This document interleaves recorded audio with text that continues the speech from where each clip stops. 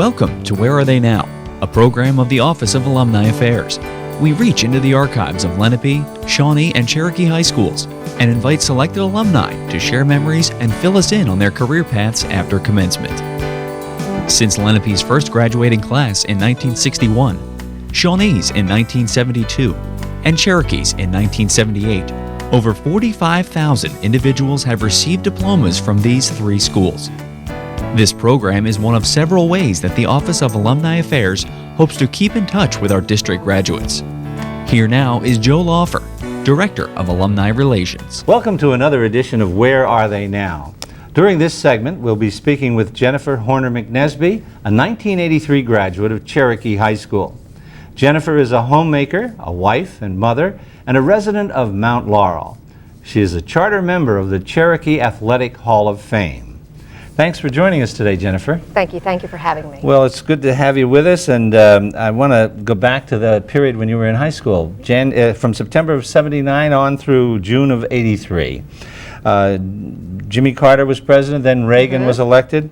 When you were a sophomore, that was 1980, we had the famous Phillies Dream Team that won the World Series, a great year for Philadelphia. The first space shuttle, and then some interesting things about women in history. The first Supreme Court Justice, Sandra Day O'Connor, and Sally Ride was the first woman in space. A lot was going on then. What do you remember from that period? Well, I do remember Reagan being elected, and I do actually remember him being shot. Right. I remember the assassination attempt, and I remember for some reason I was in the school library, and they brought a TV out and gathered a lot of people around. We saw the footage of that.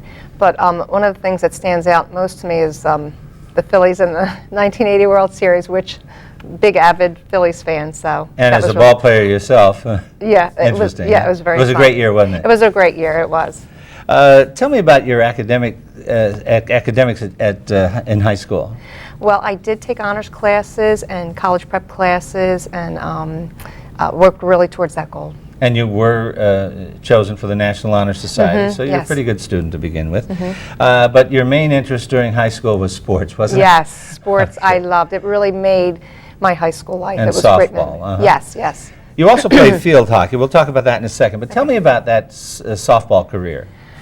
Well, it started out, I played varsity my freshman year, and we were able to win the states my freshman year when Paula Mary was the pitcher at the time, and we went to states, fortunately, all 4 years, but won my senior year as well. We didn't win the sophomore, junior year, but each time we went, great memories, great experience, and a wonderful, wonderful, wonderful time. It made my high school life. And of course, you were a great pitcher. 3 times All-South Jersey, 3 times All-Burlington County, and All-Conference South Jersey Pitcher of the Year in 1983. And even after graduation, you were named South Jersey Player of the Decade and then All-Century softball team. Quite a distinction. It was such a blessing and such an honor. Really a surprise, but I was very, very honored. You started playing ball, I guess, as a very young child. Yes. In Marlton? Yes, I did. You played on what, the local... local town team. We started 9 or 10 years old, we started playing, and played for the town and the travel team, and just got involved that way. And then as I entered the higher grades in school, got involved in the school teams. Okay, and your interest also in field hockey. 3 times a letter, you received a letter in field hockey, and you were all-conference in all Burlington County in field hockey. Yes, field hockey. Field hockey I enjoyed and was very blessed to play that sport as well, but I have to say softball was my first love, so I really enjoyed softball. Well, as a result of all this, during the past year, last year, you were named to the Cherokee Hall of Fame, Athletic Hall of Fame. Yes. A charter member. Yeah, that was quite an honor. Yes, that was very much an honor, and it was such a fun time to go back. In October, they had the ceremony, see old friends and old teachers, and just to be honored and blessed by that. Okay. Now, we'll talk about your personal life now. You married right after high school, Yes, I did. You were engaged while you were in high school? I was engaged in the beginning of my senior year, to my husband, now husband Mike, and 3 months after I graduated high school, got married in September of '83, been married over 23 years now, and lived in Texas for just a short while until my husband was in the Air Force, he was in the United States Air Force, and he had a tour to Athens, Greece for 2.5 years. So really the first 2.5 years of our marriage, we lived in Athens, Greece. Great experience, wonderful time. It was just wonderful. Well, I think you have a special distinction of having played softball in Greece. Yes, the first summer we were there, I had the opportunity to play for my husband's squadron team. It was a women's slow pitch softball team, so it took a little getting used to, a little different than fast pitch, but had the opportunity to play for them, and that was within the squadrons on the base, and then was very blessed to be able to be selected to the as an MVP player, or I'm sorry, as an all-star player, and they took the teams from different bases in Europe to Madrid, Spain, and we had a tournament there where we were able to play. We came in second, but that was then that I was able to be blessed again and receive an honor of MVP. But we were able to travel in Madrid, Spain. My husband was able to come, and I was able to travel and play softball. Two fun things. Amazing. So, yeah. And you pitched during that period too? It was always, no, I didn't because it was slow pitch, and so I fast pitched. But I played the outfield and that sort of thing, and it was really a great experience, really a lot of fun. That's great. Now you have 2 children. I have 2 children, yes. Were they born overseas? Michael, my son, after the summer that I played softball, I got pregnant in that fall for my son, and actually had him in Germany. It was an option to go to Germany, which was a good one. So we were in an American-speaking hospital, and they would let us go over 2 weeks prior to your due date, and we were able to even travel then. Now, of course, it being my first child and not really knowing all that would take place, my husband and I went all over. We took a boat ride down the Rhine River. We took trains and went to Frankfurt. So fortunately, I didn't go into labor and have any trouble there, but we had an opportunity to travel through Germany as well, and it was just a wonderful experience. That's great. And then you have a daughter, Nicole? Nicole, yes. She's what, 19? She's 19, and she was born in Maryland. We were stationed there after Greece. So. Okay. Have you done much in terms of activity with your family over the years? Yes, one of the things I love spending time with my family, my husband especially, and my 2 children, and we enjoy going to the Jersey Shore, specifically Cape May. We love that. And we also love going to Phillies games. We have the privilege of being season ticket holders. It's such a blessing, and so now we are able to attend as many games as we'd like to, and that is something fun for us. And we also we're very active. We like to work out and do activities. So we belong to a gym and do that sort of thing. And also I'm very active in my church. So. Good. We'll talk about that in a minute. You also have a dog, right? Yes, I do. What's the dog's name? Her name is Daisy. A big part of your family, too? Yes, she's a golden retriever. She's over 7 years old, and I'm accused of spoiling her. So she's sweet. Now, you mentioned you're active in your church, and yes. I know that you had indicated to me that when I asked about life-changing experiences, that very early on you had one of those experiences. Yes, when I was 10 years old, I was watching a Billy Graham crusade with my father, and when he got to the point where he asked for anyone, if they wanted to say a prayer, to ask Jesus to come into their heart and be their Lord and Savior and have a personal relationship with Jesus, I did just that. I bowed my head and prayed that prayer, and really that has been the foundation of my life ever since for everything that I do. You know, even when I was in school, from the sports and the way I pursued everything was really based on my faith in God and wanting to do my best and glorify Him in everything I did. So today you're very active in your church? Yes, I am. Okay, that's a very interesting story, part of your life. Yes. Tell me, let's go back to those days at Cherokee. Any particular teachers have an influence on you? I first think of Jim Caputo, who was my softball coach. He was more than just a coach, he was a friend. He would do anything, not just for me. You know, he worked with us pitchers, but he would do anything for any of the girls on the team to help us to further our abilities to do the best that we can. He just helped to instill that understanding of strong work ethic and diligence and hard work. So I have great fond memories, and he always had he always had parties at the end of the season of softball, and he would put together slide presentations and songs. And I still today, when I hear Saturday in the Park, all I think of is softball. So I have great fond memories of high school because of that, and because of Mr. Caputo. How about any other teachers? Yes, another teacher, Janice Martin. She was my health and phys ed teacher my freshman year, and she also coached my field hockey team I was on my freshman year. But she was a good friend of my family and a good friend to me as well. But she was instrumental in helping to continue to encourage me in my faith with the Lord. She was a Christian as well, and she just helped to keep me focused when there were challenging times, and just to keep my eyes really on what was most important to me, and that was the Lord. Now, did your husband go to Cherokee also? No, he didn't. He graduated from Maple Shade High School. Maple Shade. How did you meet? I hope I can explain this story. We actually met at a wedding where it was my first cousin. My father's sister married a man, and he brought that whole family to our side. And we both met at this wedding, and started dating from there. So it was a neat thing. And he went to Maple Shade High School. Went to Maple Shade High School, yes. Was he in athletics there? I think he played a little bit of sports, but he actually was in the band. He was a trombone player. Band. Yes. Okay. So.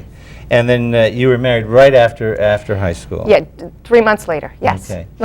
Now, classmates, do you maintain contact with any of your classmates from Cherokee? I do. There are several. Now that we're back in the area in South Jersey, I see a lot of friends at the different stores or what have you, and actually had the chance to see Tracy Warren, who was inducted in the Hall of Fame as well. She lives in California, but had the opportunity to see her when she came back for that event as well. So I do maintain contact with some of them. Oh, that's wonderful. And you haven't been to any reunions? No, I haven't been to any. Okay, well, you'll have to get to one of those. I know, I really do. That'll be I really need to great. go to one.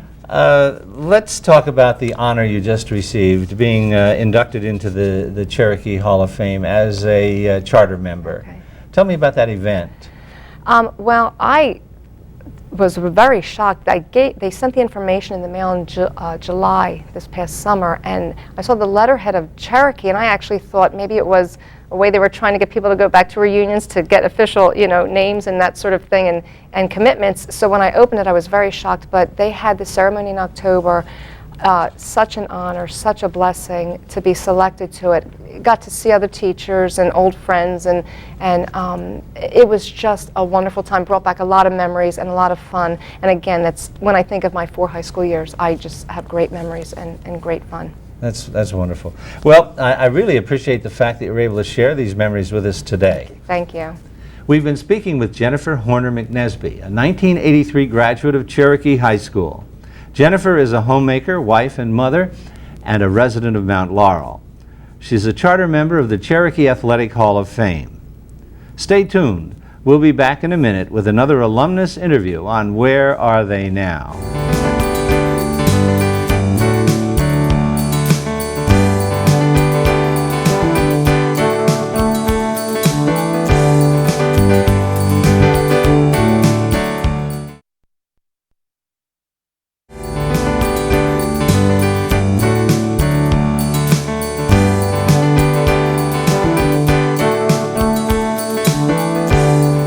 Welcome back to Where Are They Now? During this segment, we'll be speaking with Richard Liu, a 1988 graduate of Lenape High School. Richard is a healthcare administrator at Valley Forge Medical Center and an advocate in the fight against HIV and AIDS. He is a resident of Quakertown, Pennsylvania. Thank you for joining us today, Richard. It's good to be here. Okay, well, let's set the stage about the time when you were in high school back in 1984 through 1988. Let's see, Ronald Reagan was president. There were incidents dealing with Russia, including the Chernobyl disaster. We had a situation here at home that was rather exciting, the Live Aid event that was between Philadelphia and London. And then one of the more serious events was the Challenger disaster back in 1986. Do you remember any of those events? And tell me what you do remember of them. I do remember when hearing about the Challenger exploding, and it was during our midterms here, and I remember in the cafeteria waiting for my midterm examination, the word got out, and we were just all in shock, but we had to go on with our midterms. Right, and I've talked to other students, and that stands out in their minds very vividly. You were a student here for those 4 years. You were a resident of Mount Laurel at the time, right? Yep. How were you as a student? I was a crazy student. I did a bit of everything. I was good in some things, not so good in some classes, and I was just another student here. So you were looking for a balance in your life, and you did whatever you could.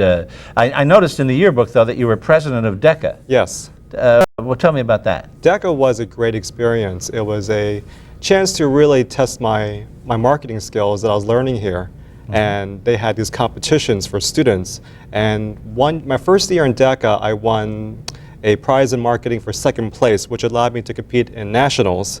And at the national competition, I was in the top 8, which was a really, really great achievement for me when I was in high school. So you won some trophies then at Lenape before that, through that DECA program? Yeah, 2 years I was involved in DECA. It was great. Okay, you were also in the West Side Story? I was in the senior year production of West Side Story, directed by Linda Herenio. And that was a really good experience because when I was younger, I used to sing and perform, and it was a good opportunity to do that one more time before I graduated. Okay, you graduate then in 1988, and you have to make a decision about college. And what was that decision? Fortunately, I had already been accepted to Drexel University in my junior year. So even though I nearly screwed up my senior year, I was able to barely make it out and continue with my plans to relocate to Philadelphia and go to Drexel University. And what did you major in there? At first, I was a marketing major. Later on, I switched majors to become a corporate communication major. Okay, still that doesn't sound like what you're doing right now in terms of the healthcare profession. You went on to Temple University, or that was night school, right? Night classes? Yeah, I went to did a graduate program at Temple University for a Master of Public Health. Okay, that's where you get into the health field. What got you into the health field? What got me into the health field was when I moved to Philadelphia, it was the beginning of the AIDS crisis in Philadelphia and for the rest of the United States. And I met some people who were unfortunately afflicted with HIV and AIDS. And I was able to witness the injustice that was done to them for the mistreatment and discrimination they not only had, but also the fact that there was no cure, no available treatment, and that the lack of education that people had about not only people who have AIDS, but how HIV is transmitted became something that I just became passionate about at that time. So that got you into the field. You took the courses at Drexel, at Temple, and you also were then doing volunteer work at the time in the Philadelphia area. I was doing not only volunteer work, but I was also working part-time for an AIDS organization. I started doing fundraising for an AIDS organization, the Philadelphia Community Health Alternatives, which is now known today as the Mazzoni Center. Oh, okay, and that led to a kind of your profile begins to be noticed, and you're appointed to several commissions in Philadelphia as a result. I became pretty active in the Philadelphia community, and the mayor, Mayor Rendell, appointed me to 2 positions. One is the Mayor's Commission on Sexual Minorities, and a second one was the Human Relations Commission to help implement some new policies regarding life partnership. So that was some really, really great experiences. Okay, anything stand out during that period where you feel you've made some kind of an impact? I would say that I was able to start a nonprofit organization called ASIAC, AIDS Services in Asian Communities, an organization devoted to fighting HIV specifically in Philadelphia's Asian American communities. And then that led to your present position, or how did you get your present position at the Valley Forge Center? While I was the director of ASIAC during that time, I was also going to night school at Temple University for my Master of Public Health degree. And I decided to leave the organization to pursue further interest in healthcare and HIV. And the state AIDS director knew I was looking for new opportunities and redirected me to a colleague of hers at Valley Forge Medical Center, where they had a positioning open for someone to run their HIV program. Okay. Now, you were involved in several initiatives, though, in the city of Philadelphia. Maybe you could just tell me a little something about them. Anything dealing with the high schools? Were you involved in any curriculum programs with the high schools in Philadelphia? With the Philadelphia School District, I provided HIV/AIDS curriculum for all the teachers who would be involved in providing HIV education. And I also did a massive survey of 2,000 high school students on multiple risk behaviors. Okay, and another thing I think that you were sort of a trailblazer on was you mentioned the procedures for the Life Partnership Initiative in Philadelphia. Oh, you were involved in actually coming up with the procedures for that? In the early mid-90s, the City of Philadelphia passed legislation to provide domestic partnership, otherwise known as Life Partnership. And upon passage of the legislation, I helped develop how 2 lesbian women or 2 gay men could become domestic partners in the City of Philadelphia, and also produced the first ever Life Partnership ceremony sanctioned by the City of Philadelphia. And you were the instrument in that whole process? I produced it and was able to bring union to 33 couples. Is that right? Tell me a little something about your own personal life now, your family situation. My family's well. My mother and father and my brother relocated to California a few years ago. My brother moved out there to pursue his career in finance. My mother and father retired, and they're doing really well. And you yourself now are living in Quakertown? Yes. And are you involved with anyone? I've been in a life partnership now for about 6 years now. Okay. How about hobbies? You're involved in different hobbies. Anything special that stands out? I collected comic books when I was in high school. I still do that today. It's taken up almost all my room in my basement now, but that's the hobby I still engage in. And I kind of went from a geek in high school to sort of a jock now, where I'm active in the Philadelphia Sport and Social Club, and I head up a volleyball team there. And did you win an award for that recently? I'm up for an award, actually. Okay. My volleyball team won Franchise of the Year last year, and this year we're up for the same prize. But this year I'm also nominated for an award they call Mr. Philadelphia Sport and Social Club. Okay. Tell me, a couple names popped out at me when I was reading your resume. What is the Bread and Roses Community Fund? The Bread and Roses Community Fund is a philanthropic organization that provides funds to progressive and activist organizations in the Philadelphia area.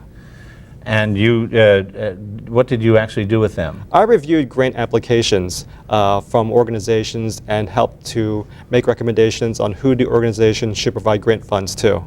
And I guess along the same lines, you did some similar work with the United Way of Southeastern Pennsylvania? Yes. You review their grant applications, or yes, what? Yes, I did both things as a volunteer. And with regard to the National Minority AIDS Council? I was asked to join the National Minority AIDS Council in the late 90s, and I've been on their board of directors for almost 10 years. Currently, I serve as their treasurer.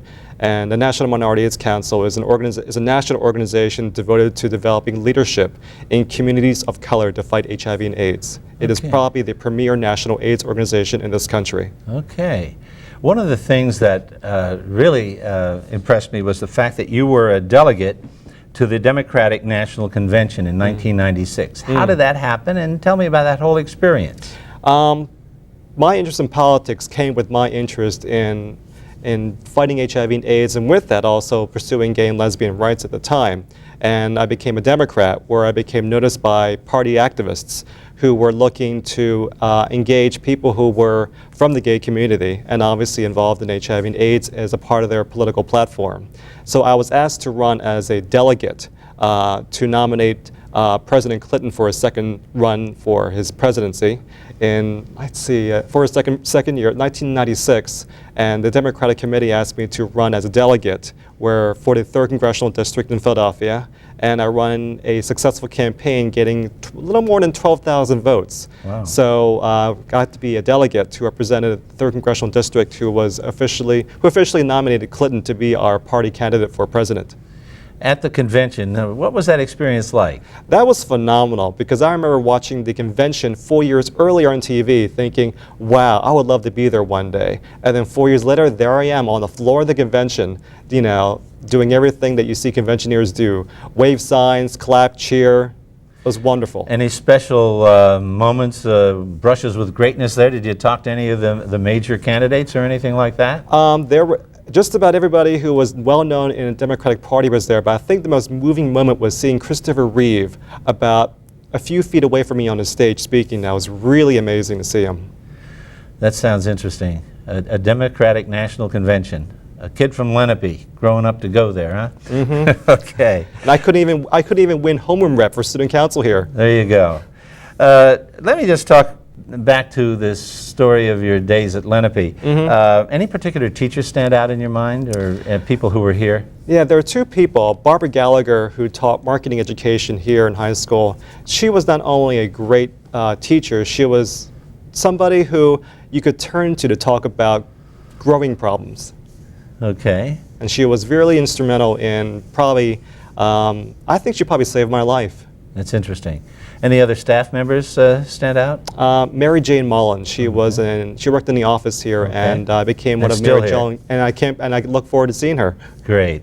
Well, I'm really happy that you were able to be with us today, Richard, and thanks for taking time out to share your memories with us. We've been speaking with Richard Liu, a 1988 graduate of Lenape High School. Richard is a healthcare administrator at Valley Forge Medical Center and an advocate in the fight against HIV/AIDS. He is a resident of Quakertown, Pennsylvania. Be sure to tune in next time for another alumnus interview on Where Are They Now?